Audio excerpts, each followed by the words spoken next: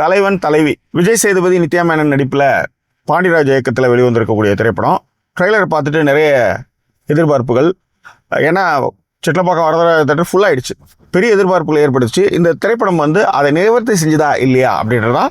இயக்குனர் பாண்டியராஜனுடைய திரைப்படங்கள் குடும்ப உறவுகளுடைய பெருமை பேசக்கூடிய திரைப்படங்கள் தான்.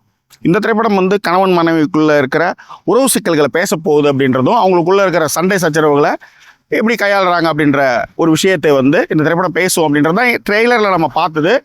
அதனால இன்று வேலை நாள் வெள்ளிக்கிழமை சிட்லப்பாக்கம் வரதராஜ தேட்டரே ஃபுல்லு.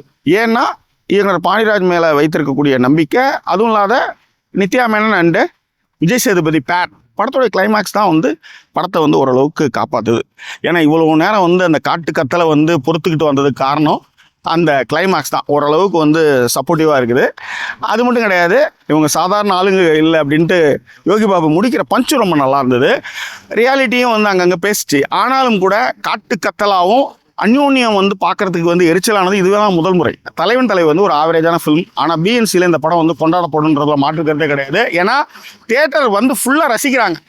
நான் முன்னாடியே சொன்ன மாதிரி படம் முடிஞ்சு வெளியே வரும்பொழுது நீங்கள் சிரிச்சிட்டிங்கன்னா, அந்த படம் ஹாப்பியாக வந்தீங்கன்னா அந்த படம் ஜெயிச்சிடும். அந்த மாதிரியான விஷயத்தை பாண்டியராஜன் நல்லாவே பண்ணியிருந்தாரு. இன்டர்வலுக்கு முன்னாடி ஒரு வலுவான காரணங்களோடு இருந்தால் இன்னும் கொண்டாடப்பட்டிருக்கும் இந்த படம் அப்படின்றது தான் என்னுடைய அபிப்பிராயம்.